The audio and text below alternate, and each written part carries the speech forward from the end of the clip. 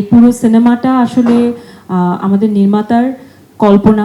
আমি কোথায় জানি উজ্জ্বল ভাইয়ের একটা ইন্টারভিউ দেখছিলাম যে আপনার সকল সৃষ্টিগুলো আপনার স্বপ্নে আসে না দুঃস্বপ্নে যেন আসে, দুঃস্বপ্নে আসে। ঈদে মুক্তির পর থেকে দর্শক ও সমালোচকদের কাছ থেকে প্রশংসা কুড়াচ্ছে নির্মাতা মাসুদ হাসান উজ্জ্বলের চলচ্চিত্র বনলতা সেন। জীবনানন্দ দাশের কালজয়ী কবিতা বনলতা সেনের অনুপ্রেরণায় নির্মিত এই চলচ্চিত্রটি ঘিরে দর্শক মহলে তৈরি হয়েছে ভিন্নধর্মী আগ্রহ। একই সঙ্গে ছবি অঙ্কনের অনেকেই ছবিটির প্রশংসায় মুখর হয়েছেন। এই তালিকায় এবার যুক্ত হলেন অভিনেত্রী অর্চিতা স্পর্শিয়া।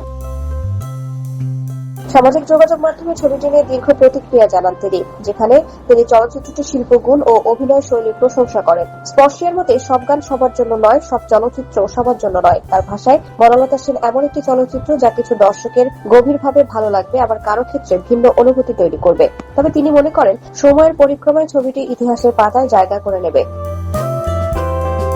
তিনি জানান সম্প্রতি তিনি ছবিটি উপভোগ করেছেন এবং বিশেষভাবে প্রশংসা করেন কেন্দ্রীয় চরিত্রে অভিনয় করা নাবিলাকে।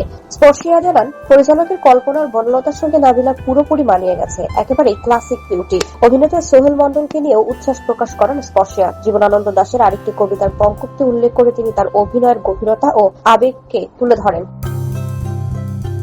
তার মতে সোহেল মন্ডল একজন গুরুত্বপূর্ণ শিল্পী, যিনি বিশেষ করে শেষ দিকের দৃশ্যে দর্শকের মন ছুঁয়ে যান। চলচ্চিত্রের অন্যান্য শিল্পী কলাকুশলীদের প্রতিও কৃতজ্ঞতা জানান তিনি। স্পর্শিয়া জানান তিনি একজন দর্শক হিসেবে নিজের অনুভূতি প্রকাশ করেছেন, কোন সমালোচক হিসেবে নয়। সবশেষে জীবনানন্দ দাশের ভূমিকায় অভিনয় করা খায়রুল বাশারকে নিয়ে প্রশংসায় ভাসেন তিনি। তার মতে বাশারের অভিনয়ে যেমন কবিতার আবহ আছে, তেমনি রয়েছে গভীর সংবেদনশীলতা ও স্বচ্ছতা। ভবিষ্যতে থেকে আরো বড় পরিসরে দেখার প্রত্যাশাও ব্যক্ত করেন তিনি। বনলতা সেন বর্তমানে দেশের Star Cineplex, blockbuster cinemas, lion cinemas ও কে স্ক্রিন সহ একাধিক মাল্টিপ্লেক্সে প্রদর্শিত হচ্ছে।